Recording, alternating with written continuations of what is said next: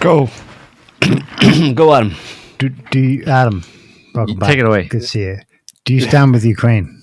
I stand, sit, swim, and roll around in the dirt with Ukraine. You roll around in the dirt with Ukraine. That's Yeah. pretty hardcore support right there. Yeah.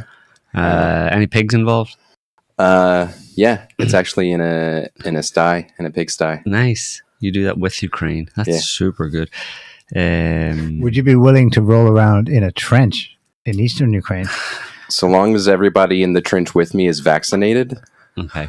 Yes. Oh, okay. So Zelensky, we have our conditions for, being thrown into the meat grinder on behalf of you, Macron, and queer Keir Starmer.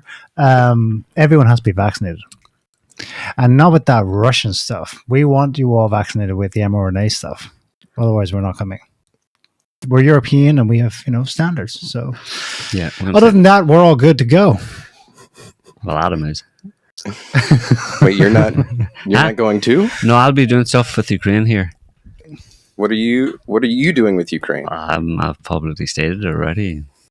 Standing, sitting, lying down, horseback riding. Yeah. Going to the bathroom with Snowboarding. Snowboarding with Ukraine. Skydiving. I'm going to do skydiving with Ukraine. Many things. That's nice. Skydiving, that must be fun. I found that cleaning the septic tank with Ukraine is really effective. Yes. I drained the swamp with Ukraine. No way. It works, huh? Yeah. That's how you do it. Anyway, getting back to what are we talking about Ukraine for anyway? It's not really in the relevant. news, I It's know. not relevant anyway. What do you want to talk about, boys? Well, actually, we should talk about the thing that people were losing their shit over. I mean, it's like, I don't know. There has to be something every week. Not every week, but regularly enough for people to lose their shit over, because people have a lot of shit, like, To lose.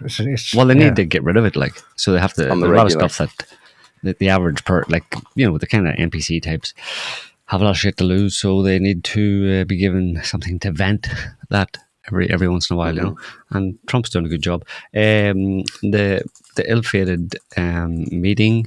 We'll probably discuss that a couple of days ago. When was it? What day is today? Sunday? Friday? Friday. Yeah. Friday in the White House.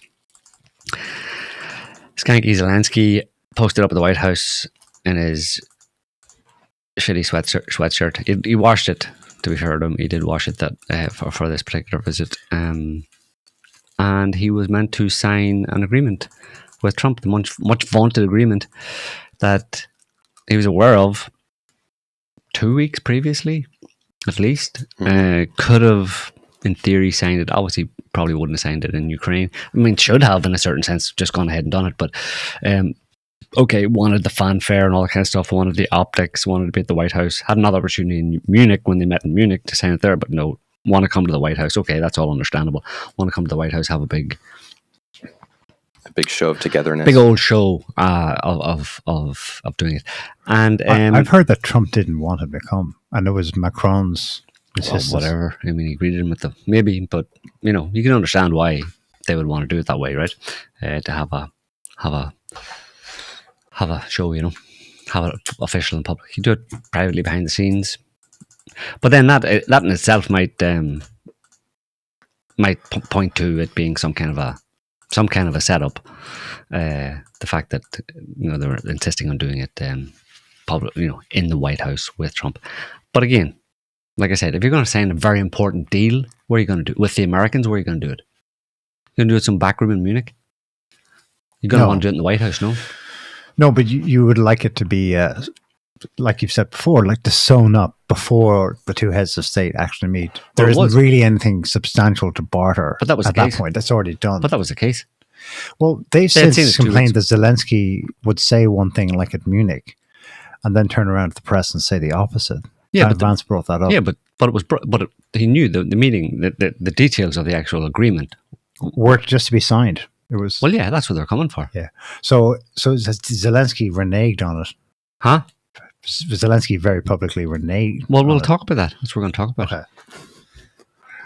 It was my understanding that it was basically a done deal because the Treasury Secretary had gone, a couple of weeks ago to Ukraine, and then hashed out the details of the deal, basically. And so this was them and they also talked, just signing it. Yeah, they also talked about it at Munich. They were all at Munich. And it was discussed again there. And then this was the kind of time to come and actually sign it. And like I said, you can see how it would be. They would want to do it formally. Yeah. At the White House. Yeah. With Trump. Yeah. Sign it with Trump. Sign it with the president. You're going to sign it with some backroom lackey, unless you're super cool with it. But if a lot of it, which this obviously is the case, a lot of it is to do with public perception. Mm-hmm. And putting it in front of everybody and making sure that everybody knows, and then having leverage because this was all signed. You signed this up in front of the cameras with everybody. You made a big deal about it. You want to have that leverage, right? It's normal, standard. It's not a mystery. But anyway, so 45-minute meeting, kind of, not that unusual for what Trump has been doing, which is having more press at his announcements, at his dealings, have the press in there, not just the White House spokesperson, deliver the information or have a very short kind of like hi and then bye type thing. Trump's been doing more in the Oval Office specifically. He's been doing that before with other things in the Oval Office. Bringing the it's all about direct democracy, right? So it's populism, bringing the people in and being transparent and stuff, which is totally in line with his thing, his mandate, his ideology. Anyway, so you can just cue that up there, but don't play it yet. So it's 45 minutes, press all there, international press, CNN, obviously a mix, Reuters, Polish people, Baltics, who anybody was invited, I suppose, as many as you could get into the room. And it was 45 minutes long, and it was going on okay until about the 40th minute. Throughout it, Zelensky was being a little bit talky and, kind of, it's not, obviously he would talk as well, like that happens. Somebody who's there would be allowed to talk, would be allowed to input things.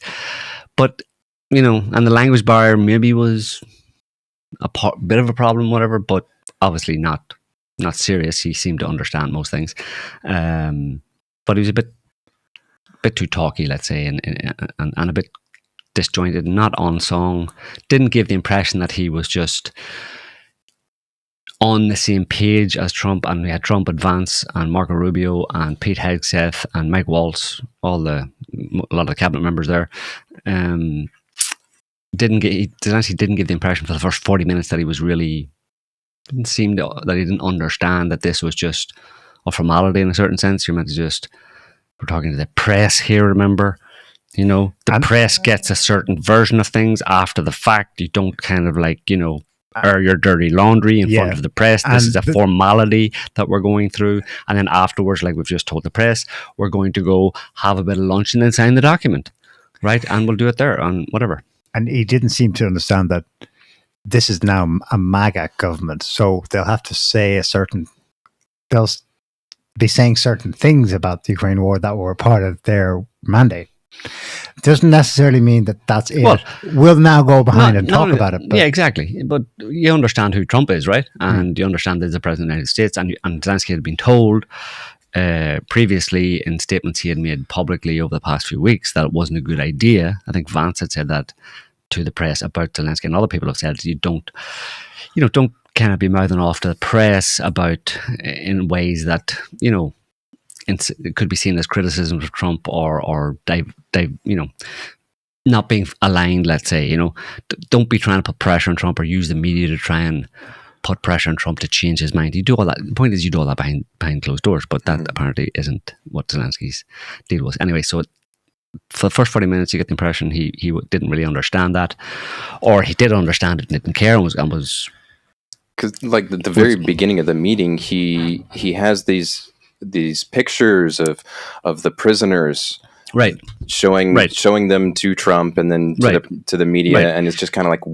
Right, he's using it as an opportunity to do what he's been doing pretty much in every other media interview for the past 3 years, which is to plead Ukraine's case and and demonize Russia and throw shade at Russia. And that basically he didn't understand. I mean, it's crazy that to think that he didn't understand this isn't the same as those things. I mean, during the war, you're at the White House for to sign a document that is kind of preparatory to ending the conflict, and supposedly you're on board with it because you've seen the document, you've agreed to it. It's been a few weeks since you've seen it.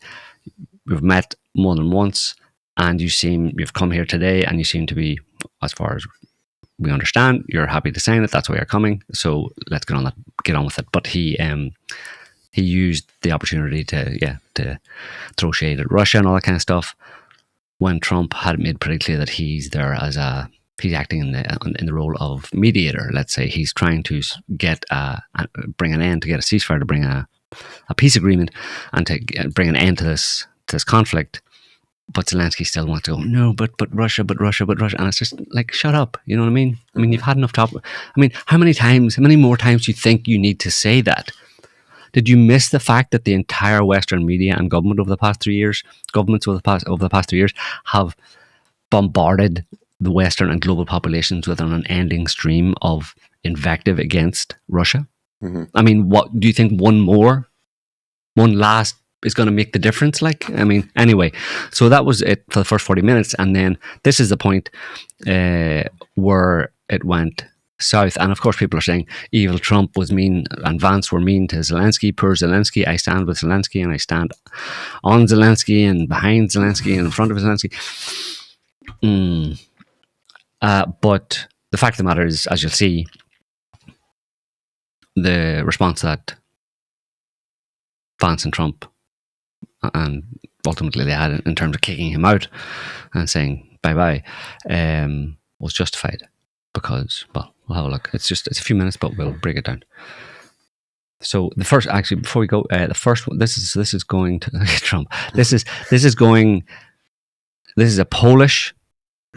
And it's interesting the polls, don't get me started on the polls, but there's a Polish journalist who's already asked a few questions. He's asked another question here that basically was, do you think that are you more aligned with Russia than with Ukraine? Do you think there's a perception that you're more aligned with Russia than Ukraine on this? And Trump's like, how fucking stupid are you? Are you people brain dead? Like, I'm trying, and he said this repeatedly beforehand, like, I'm trying to make a peace deal between two parties here. That doesn't allow me to be fully on one side and demonize the other, because otherwise then there's no, I'm in the wrong job. I'm not going to be the mediator. Yeah. Mediator, you know what I mean? It's like the referee in a football match, and he's going to be fully aligned with one team over the other. Anyway, so this guy asked a question, Polish guy, and then we'll see. Poland was under Russian control for decades after the Second World War. He said Poland when I was a Russian kid, control. I looked at the United States not only as a most powerful country, richest country in the world, the country that has great music, great movies, great muscle cars, but also as a force for good. Polish people. And now I'm talking with my friends in Poland, and they are worried that you align yourself too much with Putin. What's your message for them? Well, if I didn't align myself with both of them, you'd never have a deal. You want me to say really terrible things about Putin and then say, hi, Vladimir, how are we doing on the deal? That doesn't work that way. I'm not aligned with Putin. I'm not aligned with anybody. I'm aligned with the United States of America and for the good of the world. I'm aligned with the world, and I want to get this thing over with. You see the hatred he's got for Putin. It's very tough for me to make a deal with that kind of hate. He's got tremendous hatred, and I understand that, but I can tell you the other side is exactly in love with, him either. So it's not a question of alignment. I'm aligned with the world. I want to get the thing set. I'm aligned with Europe. I want to see if we can get this thing done. You want me to be tough? I could be tougher than any human being you've ever seen. I'd be so tough. You see, I don't know if you want to skip back, but there's other angles of this where you see that are close-ups. They're close-up on Trump and Zelensky. And all the way through, when Trump is talking or whoever's talking, Zelensky's making all these kind of, rolling his eyes and, shifting in the shifting seat. around, but rolling his eyes and going and raising his eyebrows as if say, yeah, sure, maybe, whatever, I don't know, yeah, right. Who's this crazy Like guy? if you go back, just go back like 10 seconds. Can you? Whatever. I want to see if we can get this thing done.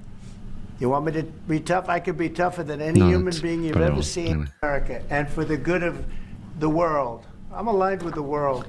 And I want to get this thing over with. You see the hatred he's got for Putin. Yeah. It's very tough for me to make a deal with that. He's got tremendous hatred. And I understand that, but I can tell you the other side. When he says I'm aligned with exactly in love Europe here, watch Zelensky. Him either. So it's not a question of alignment. I'm aligned with the world. We'll see. I want to Here. get the thing set. I'm aligned with Europe. Watch Zelensky. I want to see if we can get this thing done. You see that? Yeah, You want me to you're be mad. tough? I You're can No, be no, tougher and it than was any like, human well, being you've ever seen. you're I'd right. be so tough. But you're never going to get a deal that way. So that's Right. the way it goes. He'll be super tough, but he's not going to get. And this is where JD Vance I would respond to this. So wants look, to for 4 add years in something. the United States of America, we had a president who stood up at press conferences and talked tough about Vladimir Putin, and then Putin invaded Ukraine and destroyed a significant chunk of the country.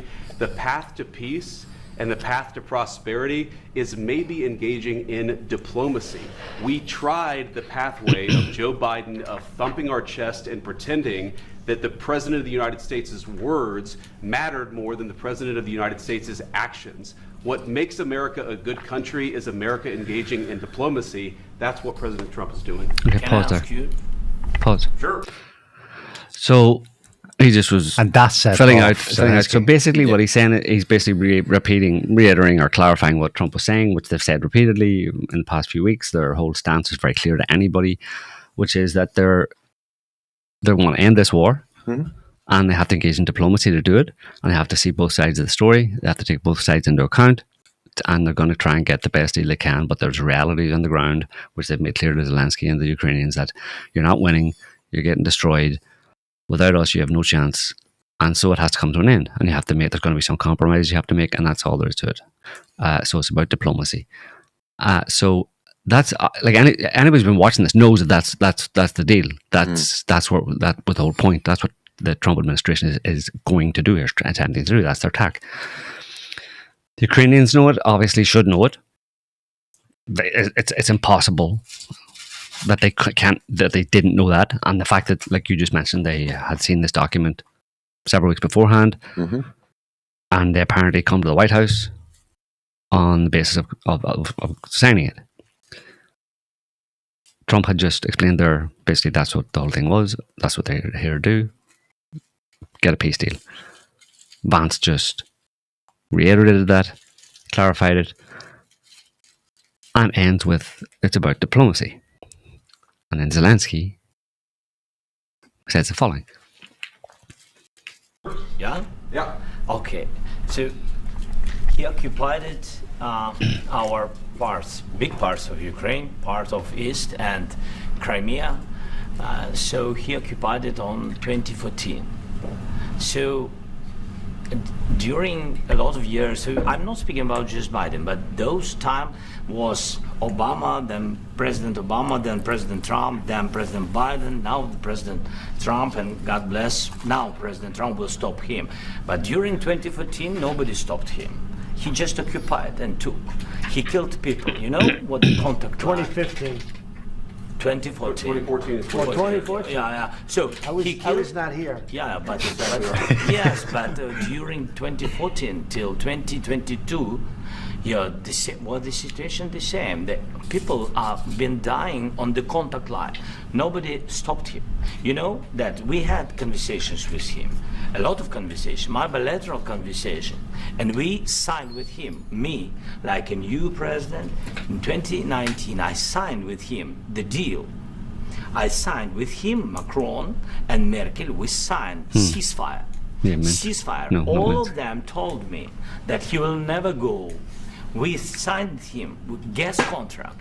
Can you pause, Scotty? Yes, but after that, He just lied through his teeth. About everything. Everything he's lying. Now, the difference is, in this setting, he's normally used to the lies being all agreed across what Putin called the empire of lies, the West. Now he's talking to people who are no longer interested in it. We'll see what comes next, but it's a pity Trump and Vance weren't informed enough to call them out on the specifics of the lie. But what they did instead, as we'll see, is they reacted instinctively. This guy is bullshitting us. But they didn't quite articulate what it was. It's just, they don't have it at their fingertips, what the timeline of events was. Like, he specifically says that in 2019, they agreed to a prisoner exchange that Putin never held up. Horseshit. There's video footage of 3 successful prisoner exchanges that took place in exactly the moment in time he's talking about. Yeah, but he doesn't even mention what the conflict was. Like, he invaded in 2014. Well, for no reason. Before that, just in 2014, the US staged a coup in Ukraine and overthrew the government. Which is maybe why they're keeping quiet about it. Right. well, it wasn't them. No. There's an opportunity for them to say that the last administration did this and we don't agree with that, They staged a coup and installed and then launched a war against the people, the East ethnic Russians of Donbass. And that's what the conflict he was talking about. People were dying online. Yeah, we're 14,000 civilians in eastern Donbass, ethnic Russians, Russian speakers and ethnic Russians in eastern Ukraine. 14,000 civilians died or were killed by the Ukrainian under Poroshenko, under the Ukrainian new US installed Ukrainian regime during those 8 years from 2014 to 2022. That's the conflict he's talking about there. But he's saying Putin invaded and people were dying on the contact line. He said it's like skimming over the details. Like, I know. Here's some context of where he's coming from. I believe you because we know that happened. We watched that happen, and we saw the OCSC. You've got to remember, in the saturation media reporting in Europe, CNN reported on and online. Well, the saturation thing now is that 14,000 stat is fake. It's a Russian fake stat. It never happened. They've airbrushed that out of the minds of the believers in this shit. Yeah, well, you can go back to the CNN website and watch the CNN report on the amount on people being killed by the Kiev junta that was installed by the US in 2014 throughout those years. CNN has had a 40 minute kind of documentary on it. Mm-hmm. That's CNN. Anyway, so he's going through how evil Putin is, right, in response to Vance saying it's about diplomacy, we're trying to get this settled. He's gives this whole litany of Putin's wrongdoings. Putin's wrongdoings, which are all bullshit. Go on ahead. He broken this ceasefire. He killed our people, and he didn't exchange prisoners. We signed the exchange of prisoners, That's but bullshit. He didn't do it. What kind of diplomacy, JD, you are speaking about? Okay, stop there. What do you mean? So this is where it kicked off. So the whole thing of the whole disaster train wreck at this in the last 6 minutes of the actual 46-minute kind of presser, let's our discussion. So it's in the last 6 minutes, and this is what kicked it off, because you'll see in a minute that JD Vance is unhappy with that, and clearly he's unhappy with that because JD Vance has laid out what we're doing here and why you're here, and the agreement that you're here to sign, that you openly apparently have come here to sign, and this is the basis of it, is getting into the conflict via diplomacy, and it has to be done that way, and everybody's going to have to make concessions, and you're not in a good position. They haven't said that yet, but that's the underlying, the subtext is you're not in a good position. But apparently Zelensky thinks he is in a good position, and he thinks he can strong arm the Russian or the Americans into. Or he thinks he can fact check them. Yeah, and teach them about history. He thinks he can tell. And that's what they didn't like. But not only that, but he's trying to. He's undermining. He says, because he said there at the very end, what kind of diplomacy are you talking about? And it's like the diplomacy that is the basis of the agreement that you're here to sign. What the fuck are you talking about? And why are you saying this in front of the press? Right. Like, you're about to go in to sign an agreement that is at the basis of the diplomacy that I just explained. Mm-hmm. And you right now are undermining the whole thing. Yeah. And what do you want us to do about that? Yeah. And that the fact that you've done that in front of the press, which you're not meant to do, if you've got issues or grievances, we talk about them afterwards. What's your agenda in trying to hold us to account or to undermine the agreement that you've signed up to in front of the press? You'll hear JD Vance say that more or less here. I'm talking about the kind of diplomacy that's going to end the destruction of your country. Yes, but if you are not strong... Mr. President, with respect, I think it's disrespectful for you to come into the Oval Office and try to litigate this in front of the American media. Right now, you guys are going around... That's his point. disrespectful of you to come here and try and litigate this in front of the American media. That's the point. Apparently everybody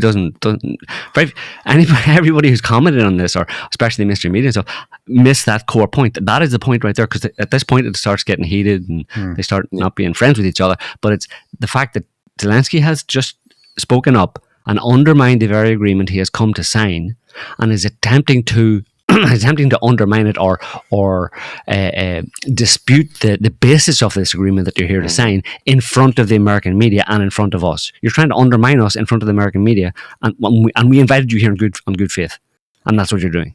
Well, what do you think's going to happen? Go ahead, we'll watch a bit more.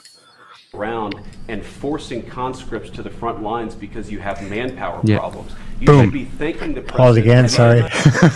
I know, 2 minutes. That's the first time any Western leader has mentioned that forcing in the last conscripts, 3 years, because he went straight for a torpedo. And that's not even like a moral. He's not making a moral judgment there. He's using that to highlight the fact that you're not in a good position here when you have to go around the streets dragging men off out of their homes and out of the arms of their mothers, snatching them off the streets basically and throwing them into the front line.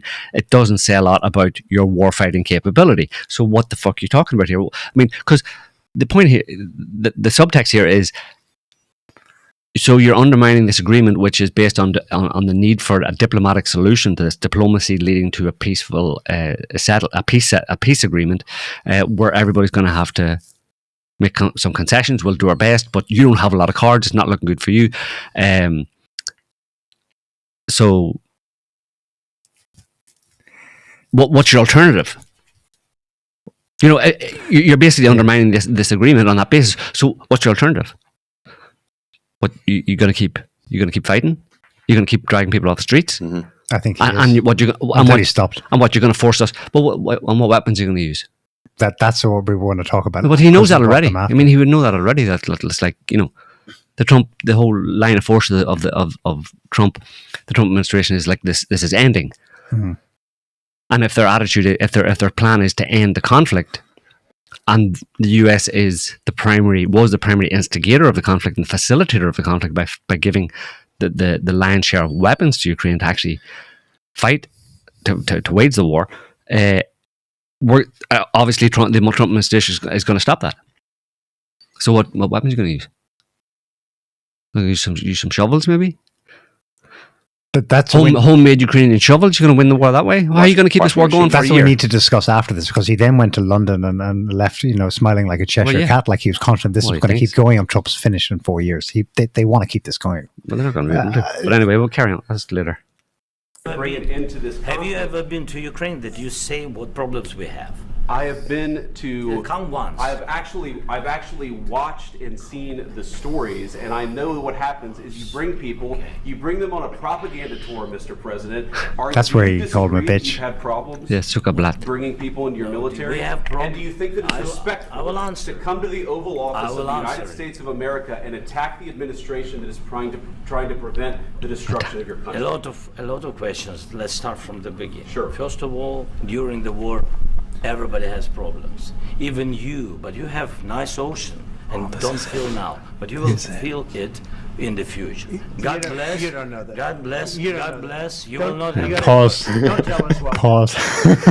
And this is what set Trump off. This is the one thing you cannot ever say to an American of whatever stripe, that you're only safe because you're over there between Trump two has said oceans. Trump has said that a lot of times. He has. I mean, he's probably acting Trump. Like Trump has said, we're fine. We've got a nice big ocean between us. It's not, but he said that in the context of, look, it's not our fight. Yeah. It's this. We don't have any skin in the game here, because obviously there's a change from the neoliberal kind of imperial world order, basically, where the whole world was America's backyard, and America was, you know, controlling the world and dominating the world via its empire, USA, and all that kind of stuff. But that's changed now. Trump is, you know, to some extent, you know, pulling in the horns, pulling back on that whole imperial, which is too expensive. But Zelensky is, and he's used that phrase, or he's made that comment about the big ocean between us to justify the fact that, look, this isn't really important to us. Like, it's not something that we're not going to fight these kind of wars. We're not going to facilitate these kind of wars anymore. It's just way too expensive, and it's not really productive. It's not in America's interest, and we're not going to do it anymore. So that he, but anyway, what's actually set Trump off there is telling him. What did he actually say? Go ahead, play it. You're gonna feel it. He said you're going to feel it. You said you have an ocean between you, but you're going to feel it, and that was taken by Trump as he reacts here as if it was an implied threat in a certain sense, but it's also just Zelensky's bullshit propaganda, as in Putin's gonna, if you don't keep up. If you don't fight the Russians over here, they're going to come and to get Brussels, you and all that London, kind of then stuff. Washington, Right. D.C. before Right. you know it. Because he's been hearing that nonstop from the Lindsey Grahams of the world Right. for the last Exactly. 3 fucking years. Exactly. That's why he thinks, oh, I'm in a room where everyone knows that, right? Right, yeah. But he apparently is dumb enough not to realize he isn't anymore. Bizarre that he would even be that ignorant. Go ahead. What we're going to feel. We're trying to solve a problem. Don't tell us what we're going to feel. I'm not telling you. Because I'm you're in no answering on this position to question. dictate that. That's Remember exactly this. what I'm not You're dictating. in no position to dictate what we're going to feel. Dictate, We're gonna interesting feel choice of very You will word. feel influence. We're going to feel very I'm good and telling very you, strong. You will feel influence. You're right now not in a very good position. You've allowed From the yourself very- to be in a from very the very bad position, beginning and he of the happens war. to be right about From the it. very beginning of the war. You're not Mr. in a Brown, good position. I You don't was have in the a- cards right now. With us, you start having not playing cards. But cards. right now, you I'm don't. very Yeah, you're playing serious, cards. Mr. President. You're I'm playing very cards. serious. You're I'm gambling the with the president lives in of war. millions I'm of not people. playing cards. You're gambling with World War III. What do you You're think about? gambling with Yeah. World War III. And what you're doing is very disrespectful to the country, this country. I'm That's with back all to you. respect to you. Far more than a lot of people said I'm very they respect. should have. Have you said thank you once this A lot entire of meeting? times. No, in this Even entire today. meeting, have you said thank Even you? today. You went to Pennsylvania and campaigned for the opposition in October. Offer some words of appreciation for the United States are of you America speaking about? and the president who's trying to save your country. Please, you think that if you will speak very loudly about the war, you He's can... not speaking loudly. He's not Yeah. speaking loudly. Your country's Can I- in big can- trouble. can I Wait a answer? minute. No, Can you've I done a lot answer? of talking.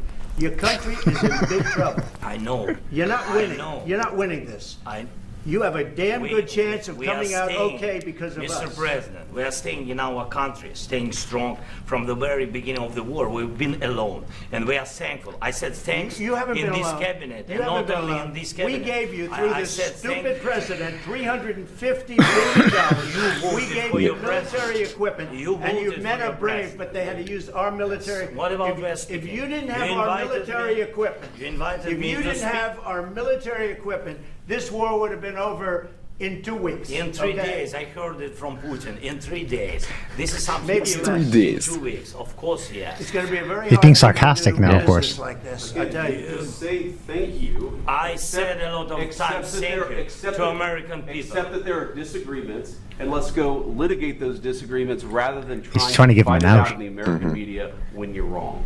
We know that you're wrong. But you see, I think it's good for the American people to see Trump what's says going no. on. I think it's very important. That's why I kept this going so long. No, you missed. Go back a little bit. You have to be you thankful. spoke over that. You don't have the I'm cards. thankful. Gave you through I this said thank stupid you. president $350 billion.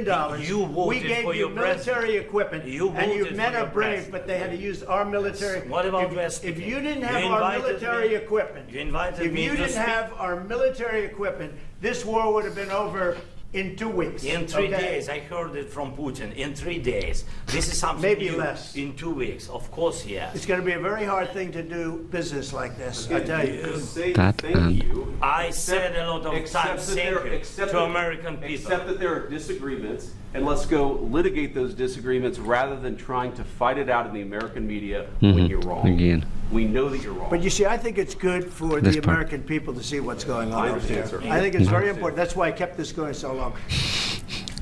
You have to be thankful. You don't have the I'm cards. thankful. You're buried there. Your people are dying. tell you You're again, running low I on know. soldiers. Don't- Listen, don't, please, you're running Mr. low President. on soldiers. It would be a damn good thing. Mr. And President. then you tell us, I don't want a ceasefire. I don't want a ceasefire. I want to go and I wanted this.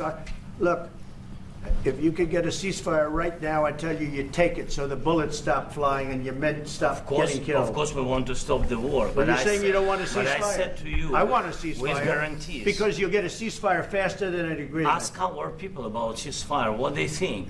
That wasn't with me. For you that wasn't with me. That was with a guy named Biden, who was not a smart person. That was your president. It was your president. Excuse me. That was with Obama, who gave you sheets, and I gave you javelins. Yes. I gave you the javelins to take out all those tanks. Obama gave you sheets. In fact, the statement is Obama gave sheets and Trump gave javelins. You got to be more thankful, because let me tell you, you don't have the cards. With us, you have the cards. But without us, you don't have any cards. One question to Mr. Vice President. I'm sorry. It's going to be a tough deal to make, because the attitudes have to change. What if Russia breaks ceasefire? What if Russia breaks peace talks? What do we do then? I understand that it's a heated conversation right now. What are you saying? She's asking, what if Russia breaks the ceasefire? What if anything? What if a bomb drops on your head right now? Okay? What if they broke it? I don't know. They broke it with Biden, because Biden, they didn't respect him. They didn't respect Obama. They respect me. Let me tell you, Putin went through a hell of a lot with me. He went through a phony witch hunt where they used him and Russia. Russia. You ever hear of that deal? That was a phony Hunter Biden, Joe Biden scam. Hillary Clinton, Shifty Adam Schiff. It was a Democrat scam. And he had to go through that. And he did go through it. We didn't end up in a war. And he went through it. He was accused of all that stuff. He had nothing to do with it. It came out of Hunter Biden's bathroom. It came out of Hunter Biden's bedroom. It was disgusting. And then they said, oh, the laptop from hell was made by Russia. Rubio, the 51 agents. The whole thing was a scam. And he had to put up with that. He was being accused of all that stuff. All I can say is this. He might have broken deals with Obama and Bush, and he might have broken them with Biden. He did, maybe. Maybe he didn't. I don't know what happened. But he didn't break them with me. He wants to make a deal. I don't know if you can make a deal. He's such a crackhead. The problem is, I've empowered you to be a tough guy. And I don't think you'd be a tough guy without the United States. And your people are very brave. But you're either going to make a deal or we're out. And if we're out, you'll fight it out. I don't think it's going to be pretty, but you'll fight it out. But you don't have the cards. But once we sign that deal, you're in a much better position. But you're not acting at all thankful. And that's not a nice thing. I'll be honest, that's not a nice thing. All right, I think we've seen enough. What do you think? What's this negotiation going to look like? This is going to be great television, I will say that. All right. We'll God see damn. Was he right? Thank you, guys. Everybody, Caitlin. Rubio still hasn't cracked a smile. Rubio was like that the whole time, though. He's like he didn't want to be there. Crack a little bit of a smirk at the very first instant where what's his name asked about, why aren't you wearing a suit? For a split second there was a bit of a smirk. Okay. Yeah. So anyway, that was all done, and it was. I mean, I obviously.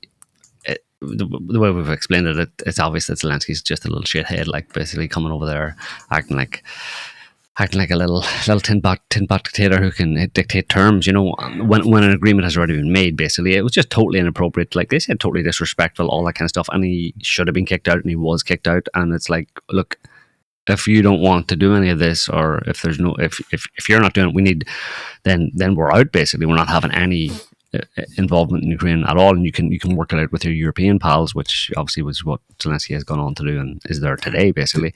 There was one thing Zelensky managed to spit out when Trump was firing them at the end, which was probably all he was trying to get at, and which probably should have been done behind, with the press not there, which was the security guarantees. That's going to come up a lot later, because that's what he was there for. Yes, I'm about to sign, but I want security guarantees. What's he talking about? Well, that's the backstop the Brits are talking about and stuff like that. So, by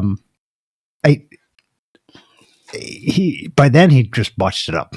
It was, that's probably all he wanted to do. Make sure, he wasn't just being Ukraine wasn't being sold out by the Americans, but Yeah, but I mean, he fucked it up to the point that he doesn't get the agreement signed. The agreement wasn't signed, and he took off, and they didn't even pay for their hotel or anything like that. Just kicked them out. No lunch, no nothing. Bye bye, go home, and no agreement is signed. So he didn't get anything. It was a net failure. What he was trying to achieve by having that out in public, he was going to did you think that he was going to somehow, when the agreement was basically already written down on paper and was waiting just for signatures, what they're going to go now and amend it because of what he said during that little meeting? I mean, it's ridiculous. So what was his point? What was he trying to achieve? Talking about his security, yes, ceasefire is no good without security guarantees, right? What's your point? Does that mean you're not going to sign the agreement? You want security guarantees written into the agreement? Is that what you're saying? Well, what the fuck are you doing here then? Why are you here to sign an agreement that you don't agree with? Yeah. That was like the whole, like you're saying, that's the kind of the whole purpose of getting this, economic deal going, was to have it as like an inroad. So then America actually has some serious financial interest. Yeah, of course. That was the basis. The point is, Trump didn't explain that well, but Graham did actually. Yeah, the point was for the U.S.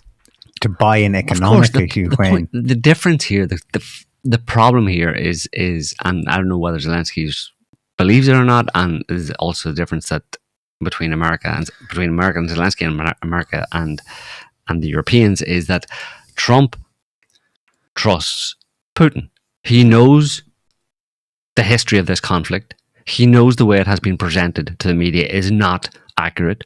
He knows that NATO basically and the CIA, etc., under, going back under Obama,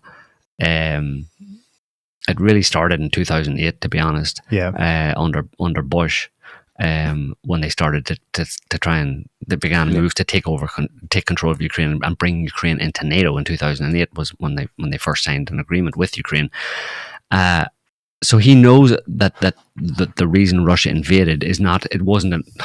It's so inane. Like, I don't know how I put up with listening to it all the time. Like, unprovoked aggression, invaded Ukraine in 2022 without any reason whatsoever. I mean, Trump knows that that's all bullshit, and you don't have to be a genius to understand that. You just have to be not an idiot. But so his point, the Trump team's approach to this is on that basis that, look, Russia isn't what they're being portrayed as. Putin isn't what he's been portrayed as the past 15 years. And he wants peace. He has no intention of invading Ukraine, as he himself has, or invading Europe and all the other bullshit, the inflammatory, fear-mongering bullshit that they come out with. He has no intention of doing any of that. And we can make it. Trump knows that Putin would like to see an end to this conflict as well, but he needs to have their security guarantees, Russia's security guarantees, i.e. NATO not on our doorstep. That's the only thing. And Trump's like, sure, we don't want to put, because NATO would effectively be primarily America. So Trump's like, yeah, I don't want to put like 100,000 troops in Ukraine.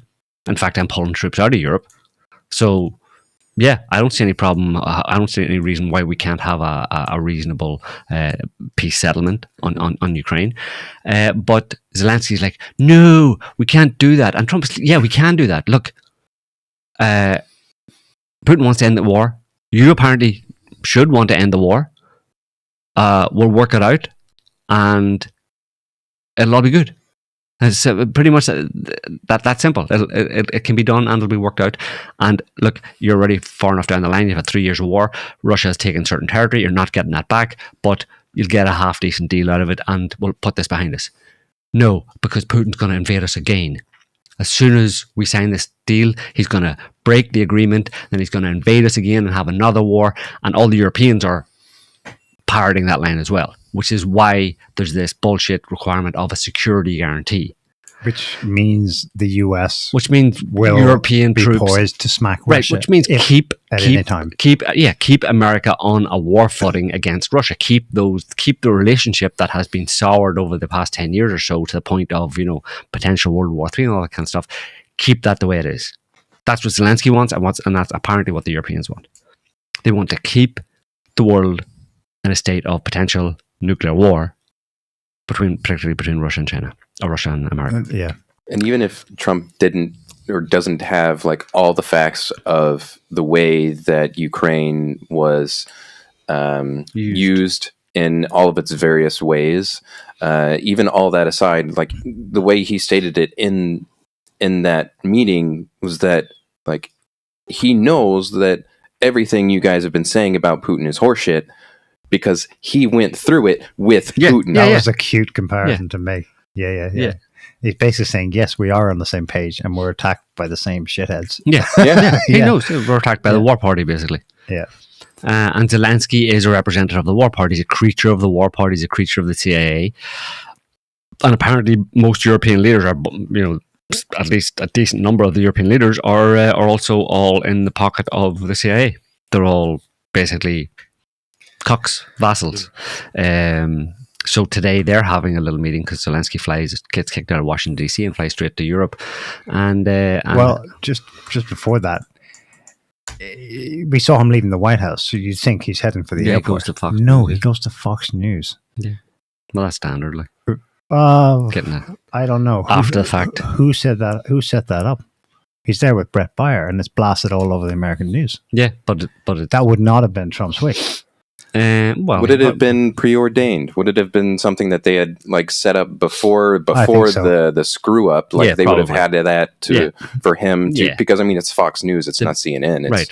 So it would have been appealing to Trump's base in that sense. So had everything gone smoothly and they signed the deal and whatever, then he can go on Fox News and they can be like, oh, look at this great and wonderful thing that we're doing, and here's how it's going to be beneficial to both our countries and blah blah blah.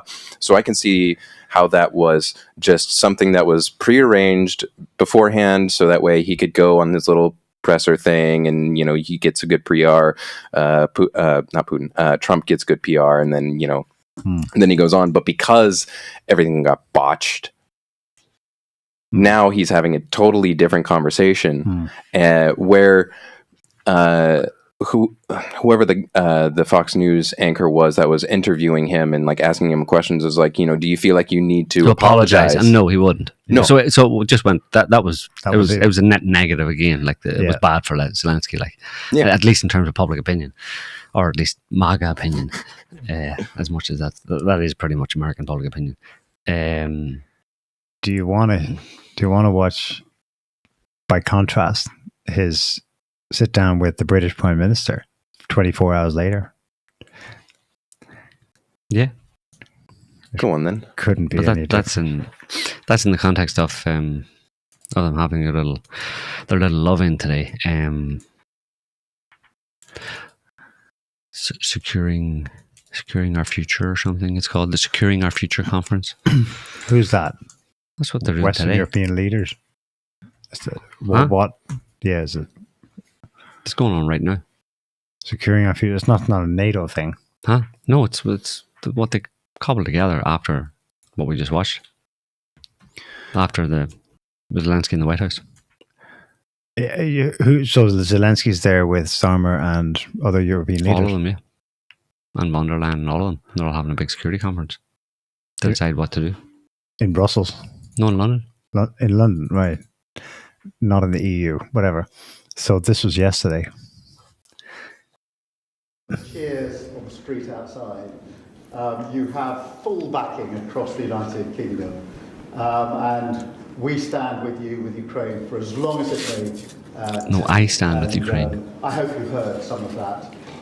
Cheering in the street, that is the people of the United Kingdom coming out to demonstrate how much they support you, how much they support Ukraine, and our absolute determination to stand with you, unwavering determination, and to achieve what we both want to achieve, which is a lasting peace for Ukraine based on sovereignty and security for Ukraine. So important for Ukraine, so important for Europe, and so important for the United Kingdom. So I'm much looking forward to our discussions here this afternoon. Thank you very much for making the time to come. With pleasure. Thank you very much, Keir. Mr. Prime Minister, happy to be here. And happy to be here. The Coke is really good here. London, best Coke. You, people of the United Kingdom, such big support from the very beginning of this war. Thank you, your team. And I'm very happy that His Majesty the King accepted my meeting tomorrow. And, he's at Sandringham today, yeah. No, they're all at... we are very happy in Ukraine that Securing our future. Well, he's at that as well. Summit. Historic Securing our future. Yeah, we have only with you. The 100-year document. I'm going to talk about that in a minute. So we're happy and we count on your Yeah, support. 100-year document. Really, What? we're really happy that we have But just before, play this next one now. He leaves that room, the equivalent of the Oval Office, I guess, in Downing Street, goes next door and immediately is given another £2.5 billion check. Go ahead and play that. This is the British version of peace with Ukraine. Thank you so much, Minister, for being able to join us today. Thank you. Thank you very much. Wonderful. Wonderful. Scroll up for the caption and what that was exactly. That's Rachel Reeves. What is she? Is she Chancellor, British Finance Minister? We signed with the UK-Ukraine bilateral agreement to deliver 2.6 billion of new funding to Ukraine. Oh, this will be repaid. Repaid? So it's a loan? From Ukraine. Well, using profits from sanctions stolen Russian sovereign assets. Got to remember that Brussels and the UK have been... they're not actually touching those assets, but they're making money off it. Yeah. And they're using the interest, or the interest to get paid, and so they're obviously it's been invested somewhere. So it's a loan from the UK to Ukraine that's not having to be repaid by Ukraine because it's being repaid by the money that they're just making from the 300 billion they stole from Russia. So like, what a bunch of horse shit. Yeah, it's bullshit. It has some rationale to it where it's like Russia has to pay for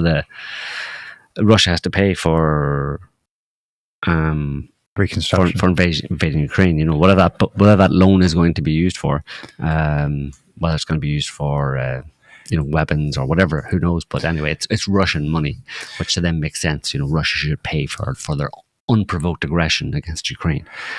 You probably heard Starmer say, with emphasis, for a lasting peace. Mm-hmm.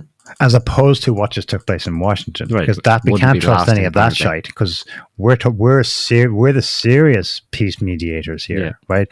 So here's a British media write-up of that meeting. And Sky, the headline is Western leaders, i.e., Northwest Europe leaders, to work on Ukraine ceasefire and present plan to Trump, i.e., remember they were basically unceremoniously dumped. You're not involved in this. We're getting involved. This reminds me of Brexit, when like the deal was done by the referendum. The people spoke, you're getting out. But the parliamentarian, the diktat of they needed to keep their jobs, so they spent the next 5 years wrangling about how exactly that, because we're involved in this process. Yeah, this is exactly the same thing happening at a macro international This stage. is them doing to the Americans what the Americans did to them. Yeah, we will be overseeing this, and then we'll let the Americans know, as opposed to the Americans and the Russians making the decisions and then only letting us know afterwards. It's not going to go anywhere. I know. Just do a word search for components. This is a statement from Starmer when he met Zelensky. Nothing in there. Maybe Sky News has changed it. I got this quote from this article earlier. Starmer said the components of a lasting peace include, quote, a strong Ukraine to fight on if necessary, to be in a position of strength. It's like, no, we're the ones who are serious about peace. And what we're doing is we're continuing to arm and fund Ukraine so that it can fight on. Because war is peace. And because war is peace, deal a basically. strategic defeat to Russia. No, I mean that's their take. Their take is basically, I don't know. To be honest, I don't think any of them actually believe that Russia is going to. That's all bullshit narrative for public opinion to try and keep them on board. I.e., Russia's going to invade Poland next, and then it'll be all the Baltics, and then it'll be all of Western Europe, and then they'll go and invade America. That's next. Obviously, that's their narrative, which is obviously nonsense. They don't believe that at all. They have a different agenda. And it's you have to remember that they're all basically Atlanticists, right? All these people, and this is the people I'm talking about at the Securing Our Future London summit that was cobbled together literally 2 days ago, immediately after Zelensky's train wreck at the White House. Starmer cobbled this together along with Macron. You see the two of them. You go ahead and play it there. You can see the two of them at the top of the table there. And there's all the great and the good. Maloney, fucking Trudeau's there, the whole lot. The three boys at the top, Macron, Starmer, and Zelensky. And some weird dude on the left, not sure who he is. There's Tutti Frutti Rudy. There's Tusk, von der Leyen's up the top. All the European... All the queers. Gaylords are all there. I and presume they're Orban and Fico weren't there. No, they're not there at all. And they're going to hash out a plan to take up the shortfall of American support for Ukraine, supposedly. Although at the same time, Starmer himself says that on top of saying that London and Paris, and this is British, so it's really probably going to go nowhere. London and Paris will work with Kiev. Kiev, Joe. It's Kiev. Kiev. Yes, you're you're aligned with Putin there. Yeah. London and Paris will work with Kiev on a plan to end the conflict in Ukraine and then discuss it with Washington, according to Starmer. And this is, like we just said, in opposition to the previous plan, which was that America and Russia would work together on their own to work out a plan for a ceasefire in Ukraine, and then let the Europeans know, and then let the Indians know, and then let the Chinese know, and then let Venezuela know, and then let Ukraine know. Only then let Ukraine know, and then the Europeans. So this is their riposte to that. But at the same time, Starmer claims that a strong Ukraine that can fight if necessary. Well, he says that there's three requirements, three components needed to ensure peace. A strong Ukraine, like you were saying, that can fight if necessary, Neil, not fight, and has a strong negotiating position rather than a weak negotiating position via Trump and Putin alone. Also, they need a European element with security guarantees from Washington, i.e. the American Army. And they need US support. Yeah, the American Army. No, a European element with security guarantees and US support. With what, the European Army? With the European drag queen army. And according to Starmer, all three components are needed to ensure peace. So if you don't get the third one, which is US support, then you won't get peace, which is probably what they want. So that's good. Anyway, and then in that article with the write-up, I just want to point out that the UK Conservative leader who got hurrahs because she's anti-woke, she's replaced Rishi Sunak or whoever, she said, to backing up Starmer 100% to the hilt on this, European nations need to make sure that America does not disengage. If we all get dragged into an escalation, America will get dragged into it eventually. Now that's circular reasoning, but that is precisely, in just Queen's English, what Zelensky was trying to say. Yeah. But it's in Washington. It's a bit convoluted, no? We need to avoid getting dragged into an escalation. So we need to make sure America stays engaged. I don't care what it takes. They're staying. Because I think these guys are starting to think seriously that they can drag this out for 4 years. Trump will go and then they'll return to the status quo. Yeah, well, they're insane. Well, that's the thing. But say it again. We need to avoid getting dragged into an escalation. So we need to keep America engaged. No, it's three things, three components. Maybe I won't prejudice with anything. The quote is European nations, that lot we just saw, need to make sure that America does not disengage. Right. The weapons still come into Ukraine. New sentence, if we all get dragged into an escalation, America will get dragged into it eventually. That's exactly what Zelensky said. That set Trump off. Is that, and that's like in future you will maybe feel it. Yeah, but that's their hope then.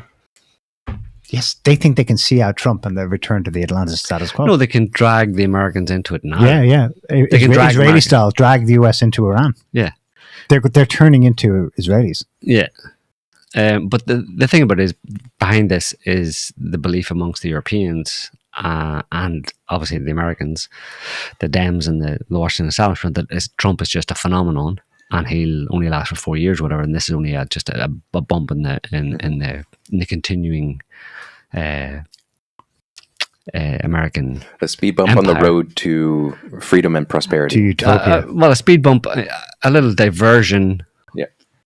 In the continuation of the American empire, the way it has always been in modern history and living memory, let's say, which is why you had all throughout Trump talking about negotiating over Ukraine and stuff. You had Zelensky going, when he would go to the US to meet Trump or to do whatever, he would hang out with that bunch of Democrat senators, and they're all saying you're our best friend and all kind of stuff. Okay, Lindsey Graham turned on him.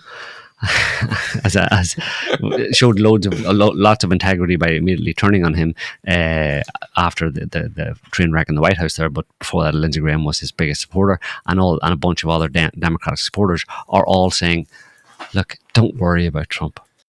We got your back. He's not really the president. I mean, he's the president, but he doesn't run this country. We do."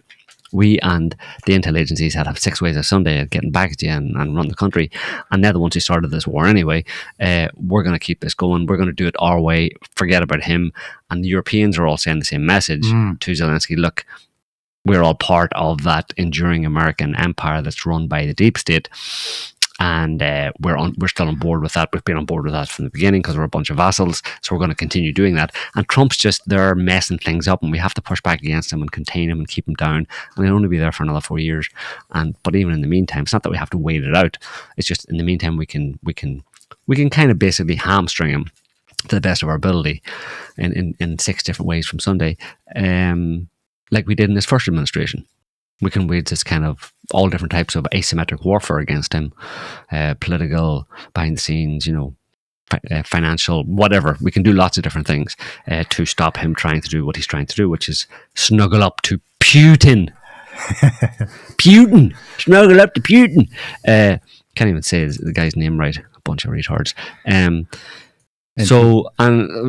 But it's, I don't know. Can I draw your attention to the 100-year document now? Yes, before you go on, I'll just throw this in here as an underlining of the kind of the way the media is talking about this. This is that's Financial Times. The US is now the enemy of the West. Is there a West without America? I always thought everything east of Washington, D.C. was Asia, more or less. Eurasia. Huh? Eurasia. Well, yeah. Yeah. But it's not. What's the West like, I mean, the European Union, little part of Western Europe, a little part of Western Eurasia is the West. No, America's the West. So the US is now the enemy of the US. Anyway, go on ahead. Tell us about the 100-year document. 100-year. Horseshit. So this was signed 2 days before Hegseth arrived in Brussels in late January and said, Ukraine is not joining NATO. Guys, just forget about it. Bluntly, that's what he said. Zelensky met Starmer in London a month ago, and they signed this. The title's nuts, but there you go. This is the official UK government. UK-Ukraine 100-year partnership declaration. And it's got 9 pillars to it, from defense and security through to sport and culture, for God's sake. In defense, The UK will provide Ukraine with annual military assistance of no less than £3 billion per year until at least 2030, 2031, and for as long as needed to support Ukraine. And that's only going to be read in the context of they keep fighting. That's not like just for after. Defense also, I think it's the next to the last paragraph. The UK will be deploying and maintaining defense infrastructure in Ukraine, including military bases, logistics depots, reserve military equipment storage facilities, and war reserve stockpiles. Security, second paragraph. The UK will be integrating Ukraine's intelligence services with its own, thus the Five Eyes. I mean, I presume the Five Eyes is all one shared network. They're trying to literally plug this thing in before Trump can stop it. Third paragraph. This is classical 19th century stuff. Basically, if one or other country is attacked, the other is guaranteed to come to its aid. It's Article 5. Exactly. Eighth paragraph. The UK is committed to Ukraine's irreversible path to membership of NATO. There's not going to be any. I know it's completely orthogonal to reality. I'm just trying to show you the mindset of these fucking people. You can have a European NATO, and anyway, it should be European. It's the North Atlantic. Like America isn't really part of the North Atlantic. You know what I mean? Finally, it states the provisions of this declaration will continue in effect for 100 years from the date of signature. This is functionally the UK is saying that it has just de jure entered into NATO alliance with Ukraine. Yeah, but it's bullshit. You can't make a 100-year agreement. It's nonsense. They just 100 did. years. I They know, did. but you may as well write down 1,000,000 years. Yeah, 100 billion years. 1 million 100 billion years. I want a 1 million year agreement. That's the kind of security guarantee that Zelensky wants. He wants a 100 billion year Can we go for guarantee. 1 billion years? Please? I want security for 1 billion years. It's so absurd. But it is really like, I mean, after that happened, I mean, here's like JD Vance posted this today. No, yesterday. I mean, oh, sorry, he didn't. It's JD Vance news anyway. You wish. It's breaking news daily. I wish he said that he wrote that. Mm-hmm. But anyway, the whole thing's a joke. I don't know. They just want access. Those people just want access. The Europeans want access to. What do they want access to? Ukrainian rare earths that nobody knows actually exist. This is the Europe's in quote unquote foreign minister yesterday. Kaja Kallas. Ukraine is Europe. We stand by Ukraine. We will step up our support to Ukraine so that they can continue to fight back the aggressor. That doesn't sound like peace to me. Today it became clear that the free world needs a new leader. It's up to us, Europeans, to take this challenge. They still want a West and they still want a free world, but they want it without the United States. Fucking hubris of these people. It's unbelievable. She's something else. She has since said, and I've seen her statements, maybe it was actually going to this security conference today, that Trump has adopted Russian talking points. Well, yeah, they've been so saying she's throwing like Russiagate back at him. Mm-hmm. She's the EU foreign minister. Yeah, they've all been saying that. Zelensky's been saying that as well. And I saw what you tweeted. The Ukrainian, one of the top advisors in Kiev, comparing Ukraine to Minas Tirith in Lord of the Rings. Mm-hmm. Yeah, the last holdout against Sauron's hordes. Again, who does that work on?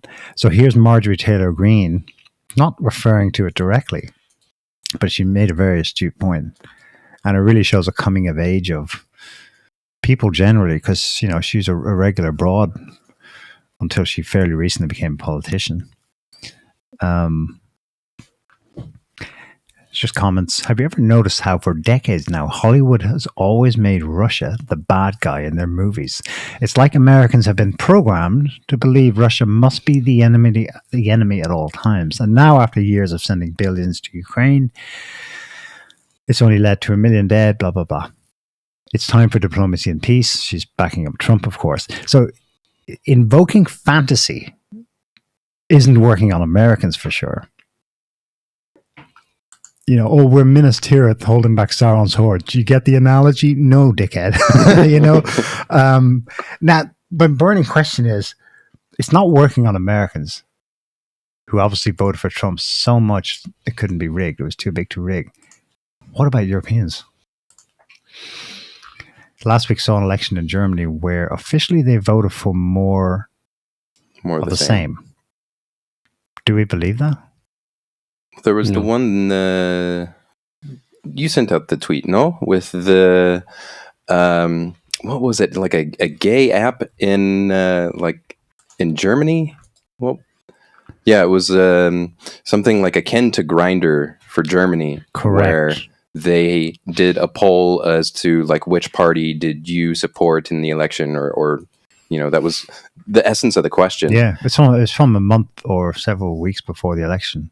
2 weeks before, early February. Here it is here. A gay dating app, Romeo is called, did their own poll in Germany, and AfD overwhelmingly won. And the chart describes it as voting intention of 60,500 German users of Romeo.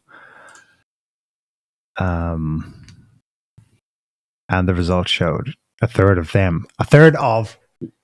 arguably a guaranteed liberal leftist subgroup community of any given liberal Western population voting for lefts and greens and all that. No, AfD. So you could dismiss that, but in fact, that's not what happened.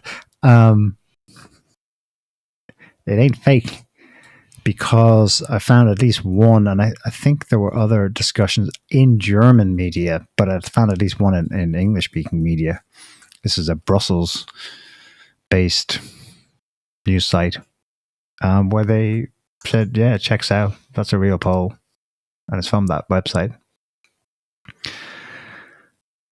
German gays back hard right AfD poll suggests.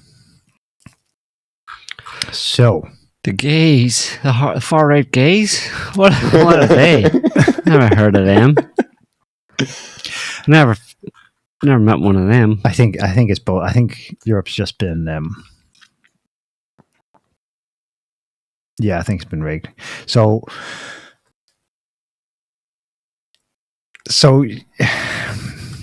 why are they doubling and tripling and quadrupling down against ending the war with Russia? Money, power, yeah, but they know it's over for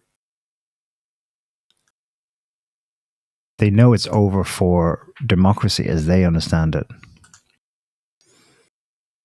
If there's peace and a settlement on terms that removes, like you said before, Putin from being the bad guy, the eternal bad guy lording it over Europe. They depend on, just like the British or both sides are adamant that the US must remain engaged in Europe. Putin must remain the bad guy. I'll tell you why they say it. They've been saying it for years, for the past few years over the period of the conflict. 3 years. They've been saying that Putin must not win. He must not be allowed to win, because if he wins, Boris Johnson, all of them said it, because if he wins, it's over. We're screwed. And they never give an explanation as to why. Yeah. And the reason they think that is because their Western liberal, neoliberal, imperial world order that they're joined to the hip to via the US, have been since the Second World War, has allowed them to exploit the resources of other countries under the aegis of the American empire, basically. And if Russia wins, then it's a significant blow to Europe's competitive edge of getting unfair deals. Yes, exactly.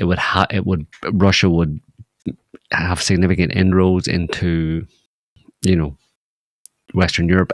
It's all tied up with the Eurasian integration idea of China and Russia, and these people in Western Europe who are like a little bunch of tin pot dictators who have been living way beyond their means since the Second World War, let's say, and have become very content and self-satisfied with that. They would basically lose out. They want to keep this neoliberal American imperial world order because they're doing very well on it.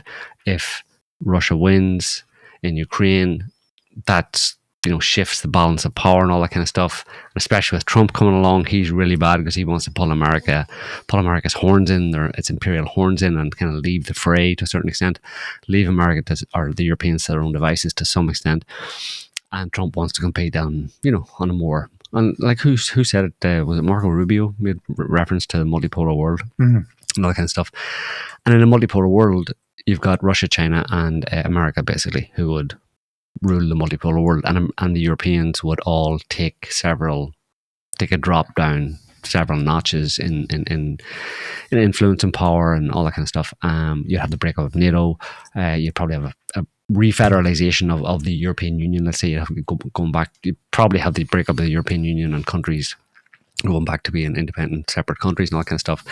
And it's just for these Eurocrats basically who have exploited the European Union and the resources of the European Union by funneling money from all countries back into this central bureaucracy, and they all benefit from it. They don't want to see that go bye-bye. So the thing is, Russia has to stop. Need not necessarily go bye-bye. I know it's the more likely trajectory for the EU because it's been constitutionally liberal. Mm-hmm. But it need not be. Why don't they yield democratically, as we've seen in only a few oases of actual popular rule, democratic rule, like Slovakia, Hungary, Poland, arguably, and the rest are just told, you can keep voting, but it doesn't mean shit. Did you know the Dutch had a referendum on whether Ukraine should join, on whether the EU, on whether the Dutch government had the Dutch people's approval for its representatives in Brussels to agree to signing an accession agreement for Ukraine to join the European Union in 2016, and they overwhelmingly voted no. And Mark Rutte, then Prime Minister, said, "Oh well, thanks for your advice. Fuck that. I'm off to Ukraine. We're going to sign it." Mm-hmm. I mean, yeah. The fact of the matter is, the vast majority of people, the European Union, never really took off. It was only ever meant to be an economic union. They tried to water down national identities and populism, i.e., nationalism, because obviously nationalism in the European Union was the enemy in a certain sense. You wanted to kind of like have a pan-European ideology and they tried to breed European nationalism. Yeah, European identity basically, but that is never going to happen. People will always feel that they are French or they are Irish or they are English or they are or German or Spanish, whatever, and that's never going to go away.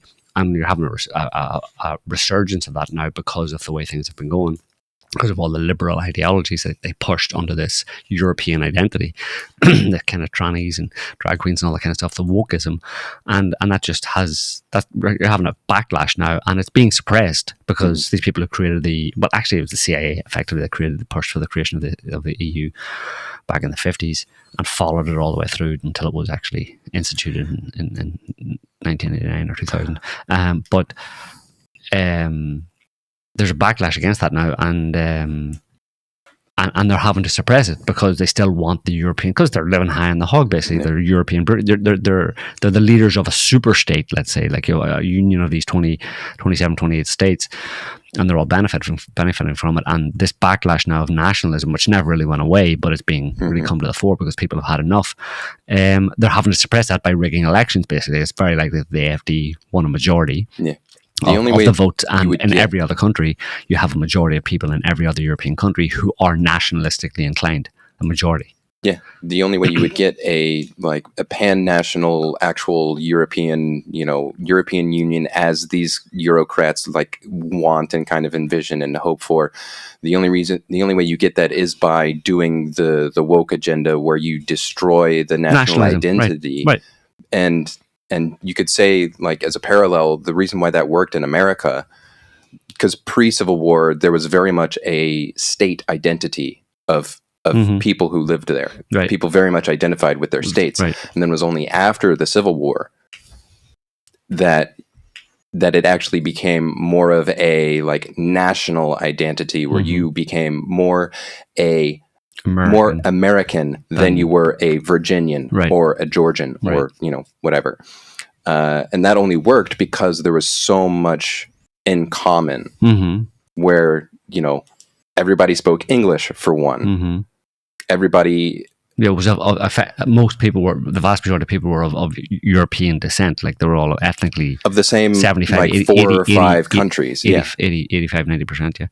And so that only worked because of that very particular set of circumstances. That isn't going to work in Europe. Yeah.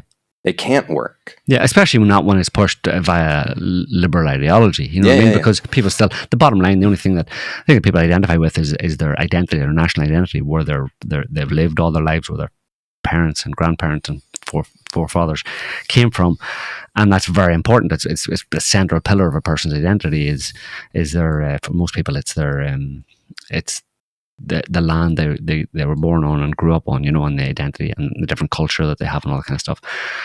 And that's conservatism. Nationalism is conservatism, and it's in the literal definition of it. It's conserving the things that make us a nation, our identity, our cultural identity, our social or ethnic, whatever identity. And people aren't going to give that up, but like you just said, the European superstate had to destroy that in order to create and maintain a European superstate. It had to try to wipe out that national identity, and that's why you have the whole kind of the bullshit about far right, and which is basically just normal people who want to maintain their cultural values, conserve their cultural values. Pretty much everybody. In that sense, everybody in that was ever freaking born, apart from maybe Segos and who knows, other odd deranged people, all of them are conservative at heart, first and foremost. They're all conservative in the literal definition of that word. You know what I mean? They want to conserve things that make them who they are, and give them the identity that they have, and that's very closely tied to land and culture. So everybody's conservative. If you had to pick one ideology, it has to be conservative. There's never been a point in history where anybody, large group of people came along and said, you know what, let's just give up our identity of who we are. I don't really care about being from this land. I don't care about the language I speak. I don't care about the customs I have or the traditions or whatever. I don't care. Let's just adopt someone else's completely wholesale and give up ours. People, who does that? Like it's not even Brussels people. They want to push that on people. They themselves have bleached it from their minds. That's because that's why everything, they're above it all. They're above the fray, right? Everything that they're globalists. They're Alex Jones globalists. Yeah, their culture is just bleached of any references to anything European. You compare the press conferences, say at the Oval Office. It's got even when the Bidens were there and they put up some postmodern shit, it was still substantially like the history and legacy of this country. You go to if you ever catch them online, the press conferences at the European buildings, the EU buildings, it's a postmodern disaster, big sterile, nondescript carpets, podiums made of plastic, and it's like, who are these people? And look at the faces that they put up. Like the new official chancellor of Germany, I mean, does he inspire? He has the charisma of like a filing cabinet. He's just Friedrich Merz, and he looks like a pinhead, pencil pusher. There's a lot of them, especially around northwestern Europe. And they're not the majority, though. They are a deviant minority. Well, they're just the politicians. the people within them have been mind programmed. You know what I mean? Who are working within that, and their bread and butter is that ideology because it pays the rent basically. But none of them actually. I mean, they're not even a minority in the country in terms of the population. I don't think there's anybody in the population who's genuinely on board with that. Yeah. They've been mind programmed from No, their kind of like, certainly. Slava Ukrainian, I stand with Ukraine, and what about the poor people being killed? There are people who think in very binary, simplistic, black and white terms. Whereas, who are the goodies today and who are the baddies today? I mean, that's how they live their lives, you know? Yeah.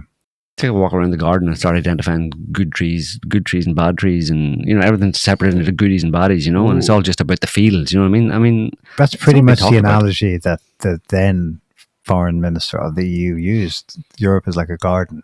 Yeah. And outside is the jungle. That was a racist slip. That's very racist. I know, he didn't intend it that way, but that's what it is. I know we've gone over it already, but that map of the German election result is something else. This is history and future and everything all They over. didn't rig it. It's astonishing because the blue part is AfD, and it's exactly East Germany, GDR, 1988, baby. It's the same division. Now people started to go, oh, well, I wonder what this means about, it's like, well, they lived under communism, so they want to be more free. There's probably a strong signal there. They have memory of, the Stasi and the secret police and all that. So they're more inclined to see through bullshit. True. But I think it was simply just too big to rig in the East. Whereas it could be plausibly papered over. Yeah, definitely. And the south and West Germany. Down in Bavaria and in the south, that's like, they're traditionally all conservatives, you know what I mean? So they probably rigged it a lot down there. The whole south would have been pretty much blue as well. It's only the kind of the western part there that would have been a bit more kind of like wokey and liberal, but Bavaria is traditionally conservative, Christian, and they definitely would have been that, because the main thing there was just on that vote was immigration. You know what I mean? And obviously because they have so many issues. Yeah. As a result. Yeah. Stabby, shooty, drivey, rammy every fucking week. Yeah. Shitheads. Yeah. So you can't just like have that continue on month after month and there not be a pushback of people seeing what's going on and saying like, I don't like this. Like maybe like theoretically, like, yeah, all of the things that you tell us are good sound nice. But like, I'm living in the real world, and I'm scared to walk down the street because of getting run over. Yeah, or harassed or anything. We'll see. I'll have to wait and see what goes down. Yeah. It's just a shame. Most people don't. In the States, there was quite a mass of a reaction to 2020. It was like, no way, man. And people were vigilant enough to be uploading footage of shenanigans at polling stations and the counting centers and stuff. There just isn't that same oomph to do the same thing in Europe that I'm aware of. Apparently, the German for rigging was trending for a couple of days. But the language difference makes it hard to see if they were actually uploading any evidence of stuff going on. Yeah, I was wondering if they had anything like in the 2020 election where, you could see the numbers and you could see the graph, and then there was the infamous jump in the middle of the night. Right. Something like that was apparent in the 2022 election in France, where the TV station were saying they forecast this vicinity or this region to go for Le Pen. And then they came back a few hours later. Goodness, we're not quite sure what happened there, but it's gone for Macron. And here's the weather. That was it.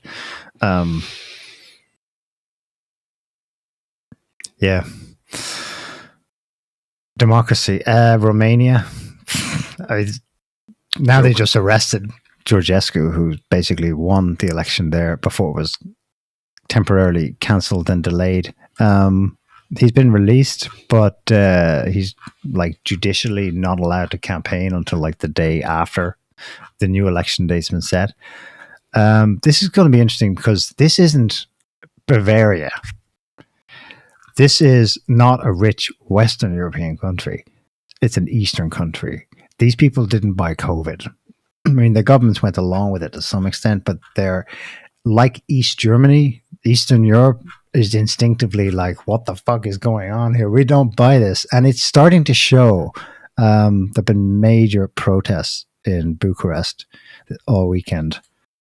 Like on a scale of, oh my God, I haven't seen stuff like that since Bucharest 1989. I don't know how long they can maintain this bullshit. They might have to yield, even though it's not exactly the United States and MAGA and Trump. They might have to yield because, or I suppose they can kill him and say it was an accident. This is today, I think, Bucharest.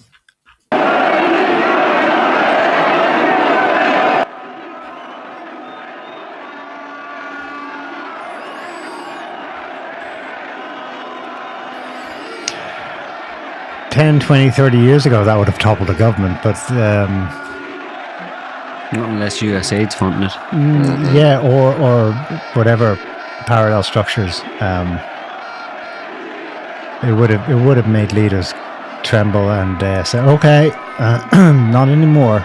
They're so. That's what blows me away. They're so confident that they can sustain the status quo. They're unyielding. They're still smirking. You know, where does that come from? Is it just pathology?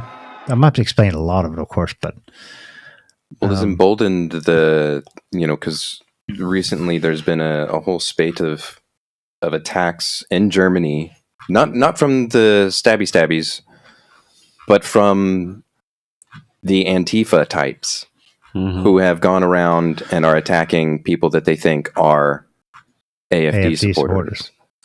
And it's attacking like and killing.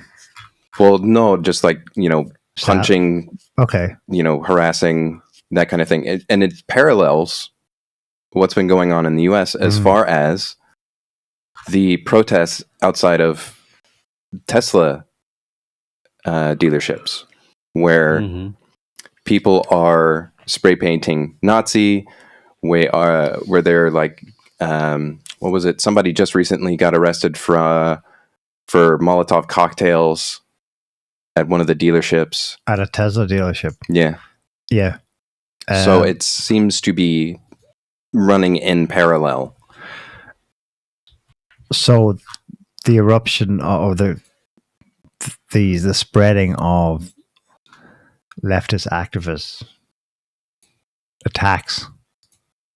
Is that what you're saying in both the US and in Europe? Yeah.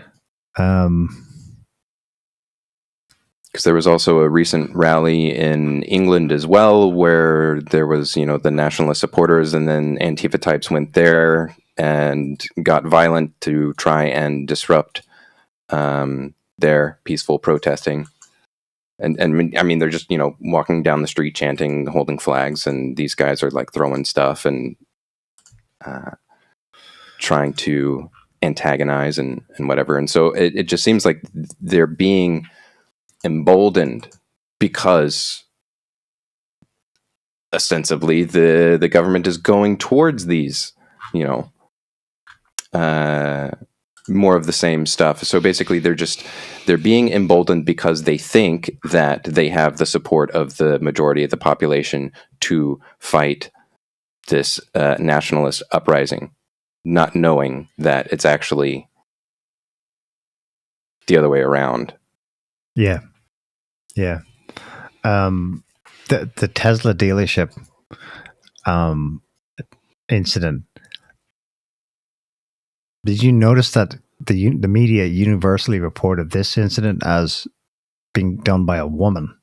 Yep. Have a look at the woman arrested after explosive discovered. Explosive, so that's not a Molotov cocktail. or is that what they're referring to?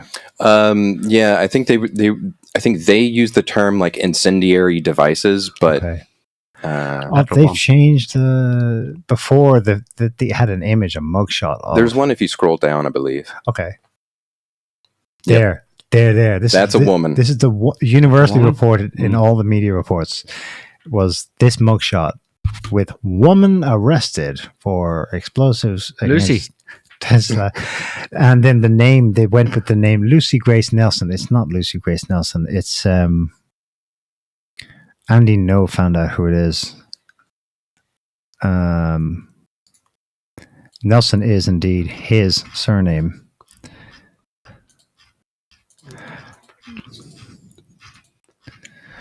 I wondered if that's just an isolated thing, because that group you talked about on the last show, I wonder if he's connected. There, Andy knows, found out who it is. Real name, Justin Thomas Nelson.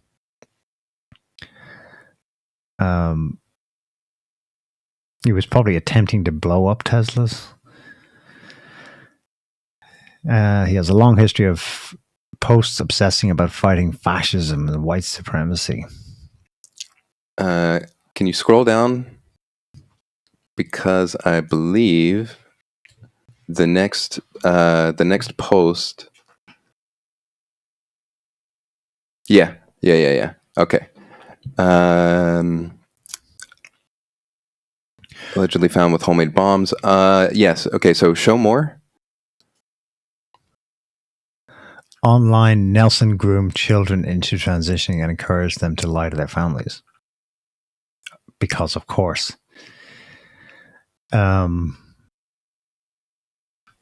Is this bloke, this pedo, has he any connection with that group? The Ziz trans cult. What's it called? ZIZ.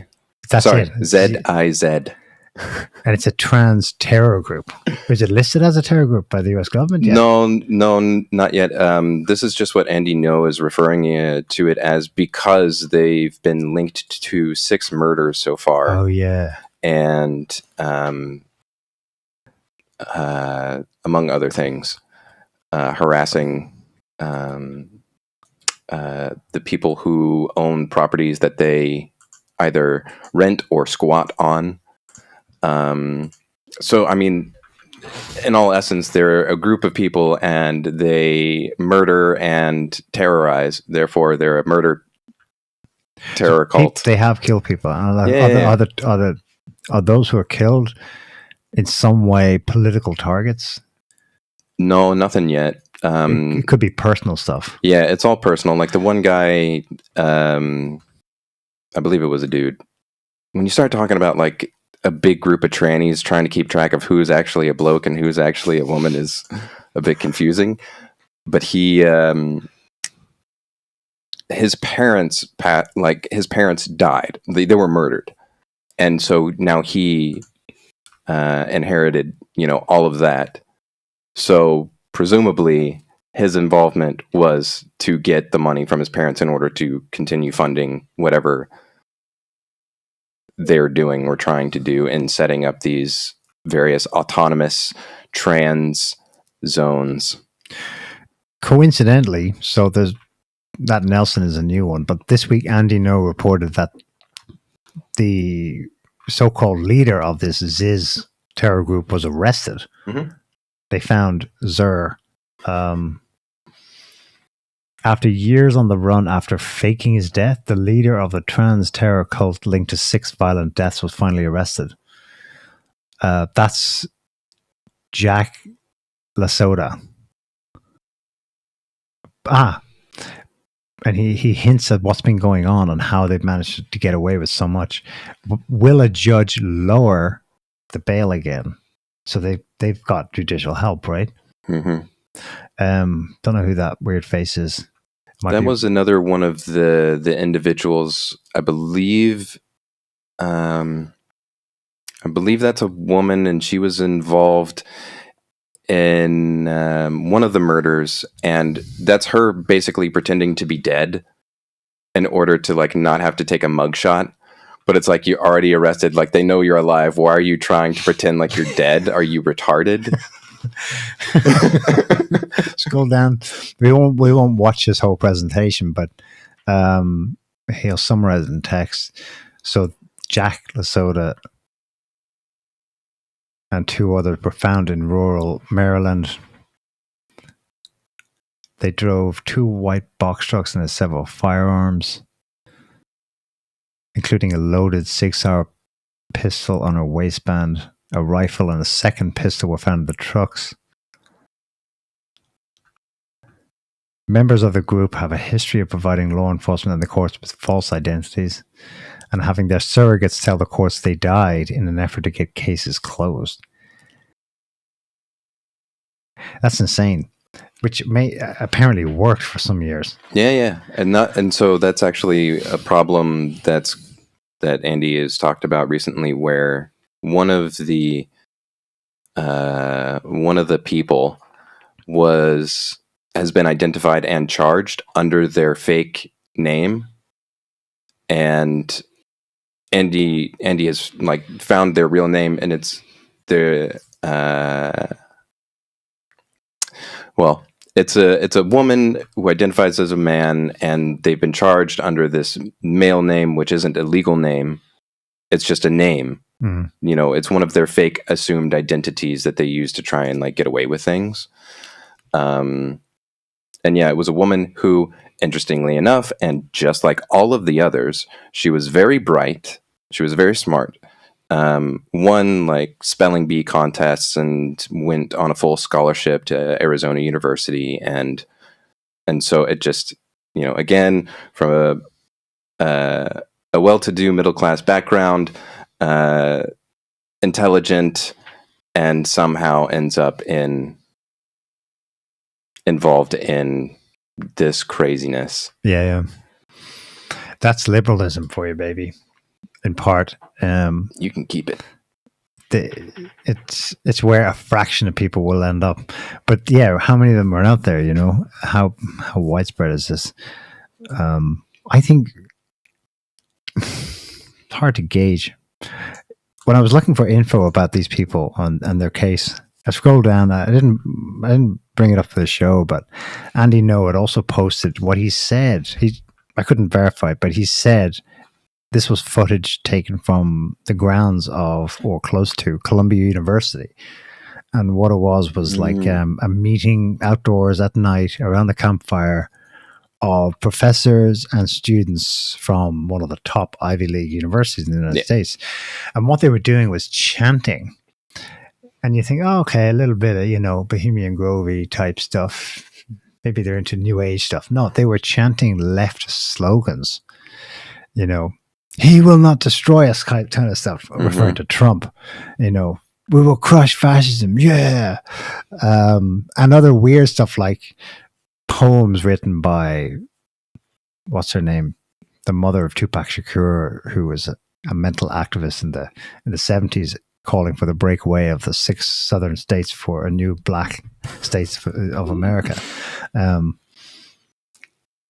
like, these are all, so these people they lost big time, but they're committed in a super kind of strong way to continuing to disrupt. And how mental are they going to go, you know? We saw in Trump's last year BLM riots and the burning down of large sections of cities in 2020. I think the potential for that kind of chaos again is super strong. Andy went on. He also found a Facebook group of trans activists that has like 500,000 members or something, where the group moderator was basically saying, guys, you need to get organized. You need to find what was it? Former members of the armed forces to so that way when you get weapons, when you get guns, you can have them teach you how to get organized and how to do, you know, military tactics and how to use, you know, guns and all that stuff. So it's very much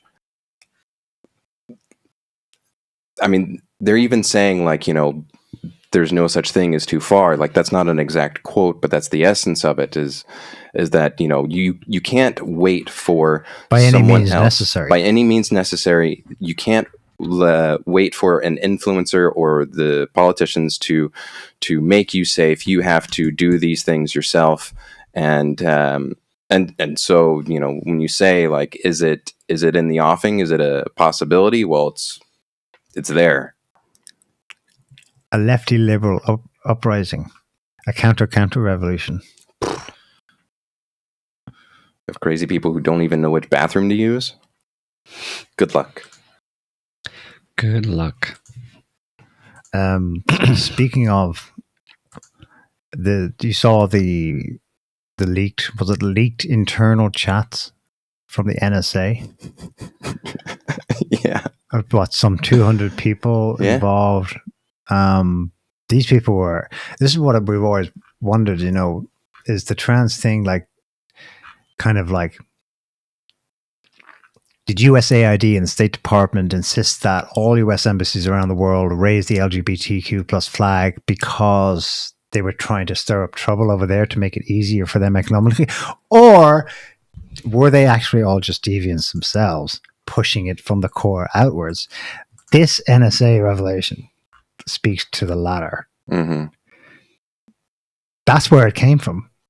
That's if the intel is like the kind of the beating heart of the empire and has been for 80 years, that explains the last 10 years. Yeah, pretty much. Program people. You program them with their own. That's because it's dear to them. It's the polarization process. DEI, right? It's you select those kind of people. That's what the whole DEI thing was. It wasn't about basically diversity, equity, and inclusion. It was about selecting certain types of people who would be the most influenceable or the most easily mind programmed with a particular ideology. It's just polarization. So they're looking for cycles like us, and they're sending a signal out via the embassies all over the world. We need. It's no longer bring all your, your wounded and your trouble. It's like bring all your deviants. Bring your psychos. And if you can't come, we'll give you money to do your stuff there. Mm-hmm. And that's I think at the root of the beef they have with Putin, because Putin in 2013 was like, yeah, we can't be pushing this stuff on kids, and he got a lot of flack for that. Oh, he's cracking down on gays. No, it's protected in the Constitution. You just can't bring it into the classrooms. Oh my God, it's just it's all of a piece. I think that's why the DEI and trans thing took off around that time. There was kind of like Putin putting his foot down in Crimea and saying, no, you're not taking all of it. This stays with us. And their response being right, raise the rainbow flag everywhere. We're going full on with this DEI stuff. And you're like, well, what's the connection? Mm-hmm. Jonathan Haidt is the one who's tracked the origin of this, and he's adamant it's mid-2016 when this stuff started in earnest. It's obviously always been on campuses and in US far left activism circles since the 60s and even beyond, right? But how did it become government and corporate and embassy policy? That took place in 2014. And it was a response to Putin. And you're like, well, what's the connection? Because they see in Putin the embodiment of the opposite. Shit, he's a non-deviant. He's one of, as they see it, they see us as the ones who are sick and that they're fine. Yeah, that's how twisted it is. But they instinctively know this is problematic. Sooner or later, this is going to upset this good thing we've got going at home. We need to lock it all down now. Get as many kids into the clinics as possible. Start cutting off their breast. Just, I don't care who they are, get them in there, get the money going. They went apeshit with that. And it's to do with Ukraine. That's why Ukraine was existential for these cycles. it makes no sense in itself. It's just a piece of land. It's got a lot of resources over in the east, I suppose. It's got good farmland, but you're gonna like risk World War III for it? I mean, what? So what are you saying? The Ukraine is about transgenderism? Indirectly, yeah. How? Because it's a way to use a battering ram against Putin and the regime in Russia. And I saw it articulated quite well. I never refound it. He made a thread about it. Obama's speechwriter, one of, maybe he was I think it was David Frum. He went off on one. People were like, dude, calm down. This is like 2018. He's a neocon. It's a neocon, but Democrat one. And he was like, don't you see how it's all connected? Trump and Putin. Moscow. It all comes from Moscow. Trump is Putin's agent and or he's an incidental downstream side product of where all this began. The white supremacist HQ of the whole globe, the Kremlin in Moscow. And he got, obviously he was even anti-Putin people were like, that's a bit crazy. But I think I saw what he was getting at from his worldview, from his ideological perspective. Yeah. I mean, Ukraine must take that down because that is an example of good governance. What's an example of fatherly protection instincts, traditional values, traditional values, aka normal human values, basically.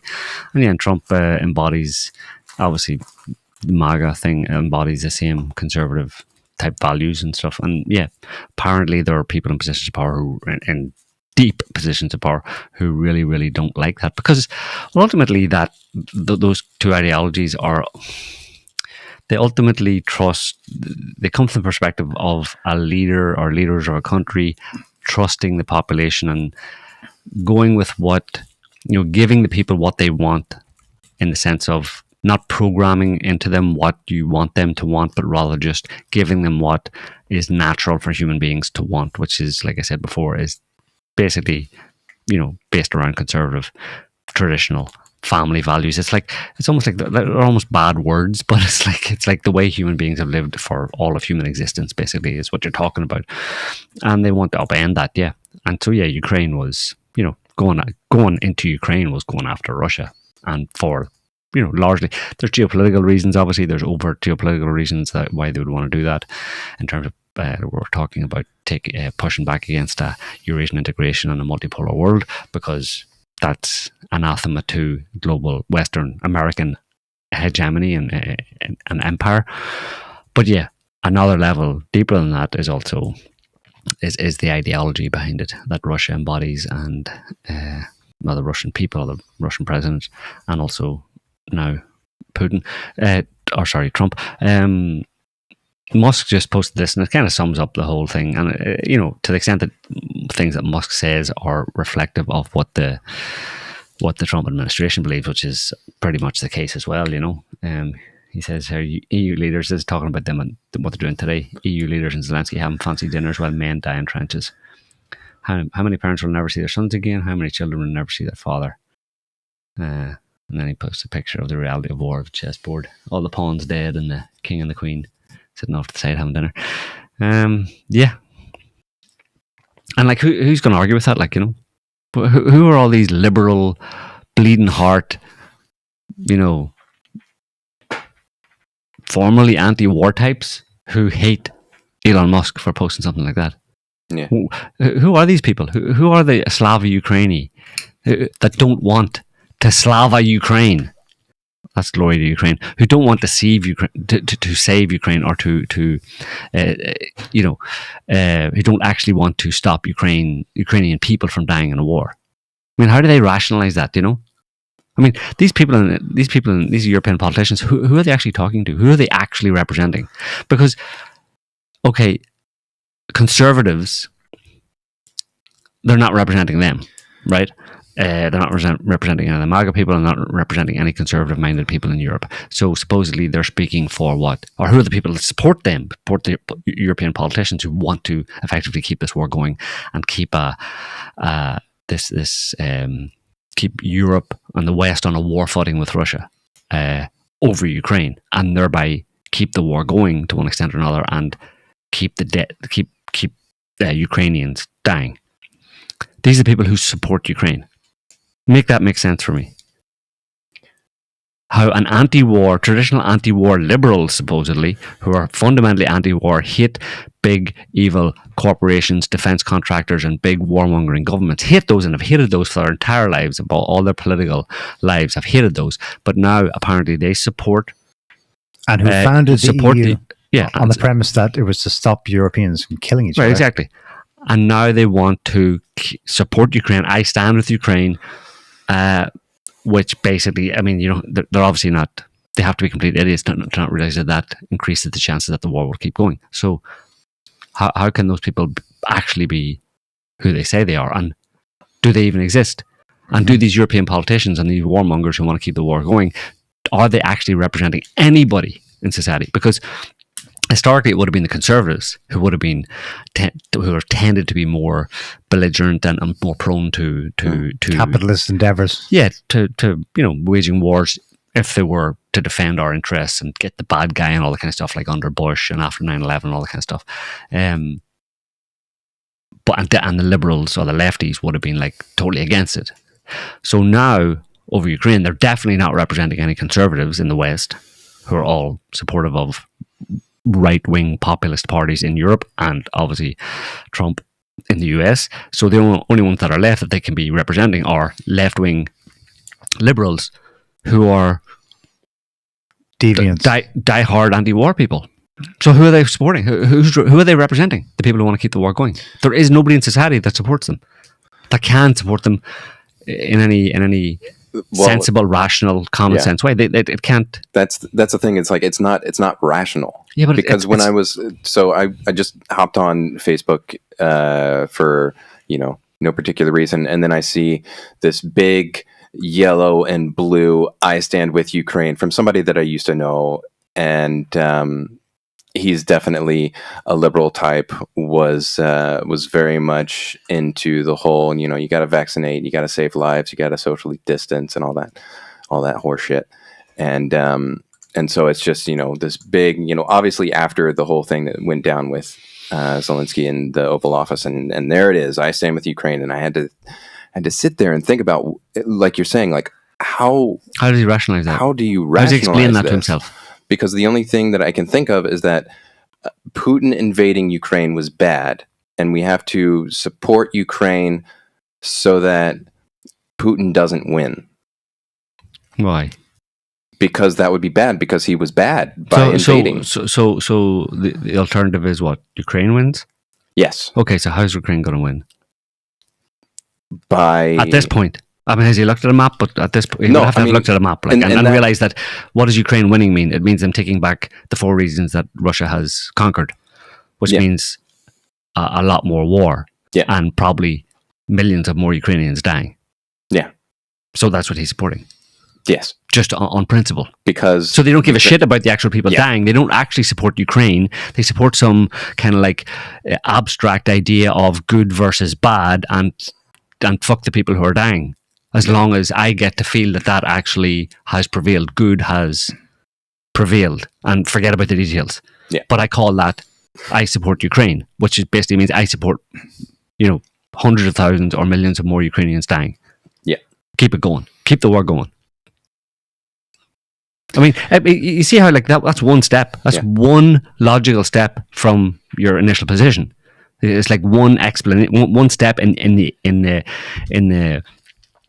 the laying out of your position. I mean, surely if you take a position, you've thought about it one step down the line, right?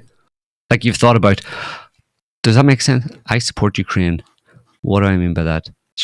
Okay, I mean, Russia can't win, Ukraine should win. Okay, it's 2 steps. The next one is, so how's Ukraine going to win? Okay, let me think about it. Okay, yeah, the war has to keep going.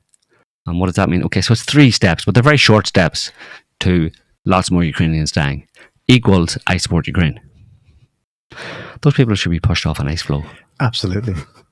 Absolutely. You know, if I say to you, name me a book or a movie that kind of captures the scary side of like hillbillies in the Appalachians or in Louisiana or somewhere. A movie, Deliverance. Bingo. That book is fictional. It's a novel. Very well known, became a movie, a big Hollywood movie, Deliverance.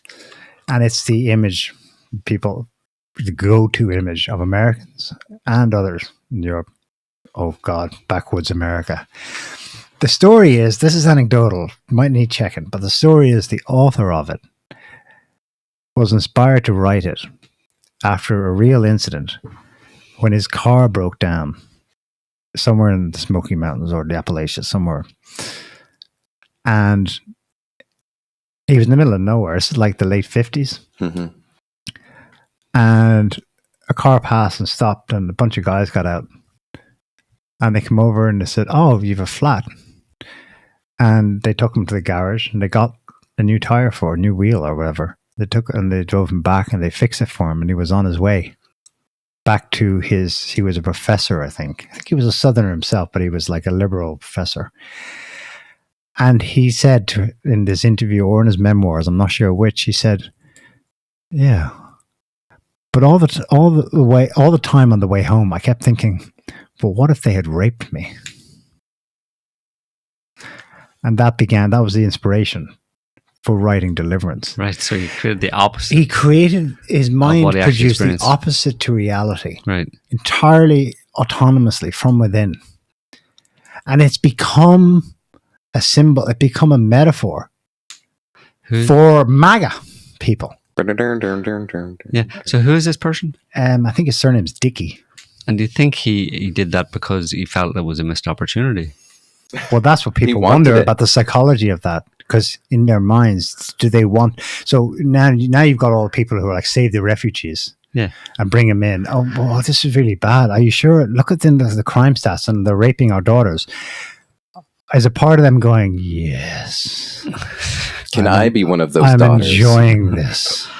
You've got to wonder.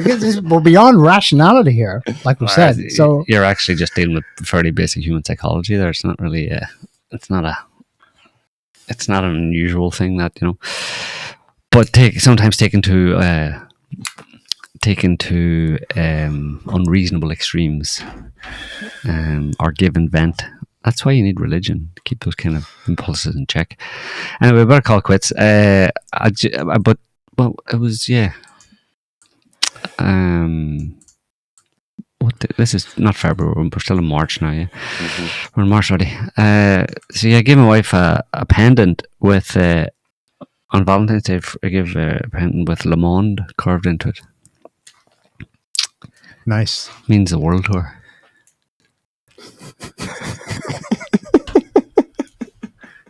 See, here you not only get jokes, but you get French lessons as well, language lessons. Isn't that amazing? That's amazing value for money. It means the world to me, Joe. It does, and that joke means the world to you as well. Yeah.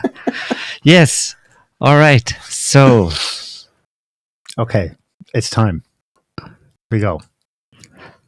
Yeah. We will. Yeah. That'll do. It's been too long. That'll do. That'll do, pig. Yes, so we'll leave that this week, folks. We hope you enjoyed our little discussion and trying to make sense of a world that is increasingly not making any.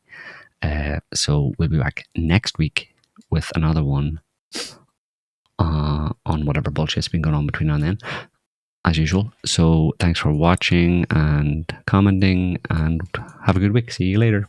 Bye. Bye, y'all. Can't stop the signal now.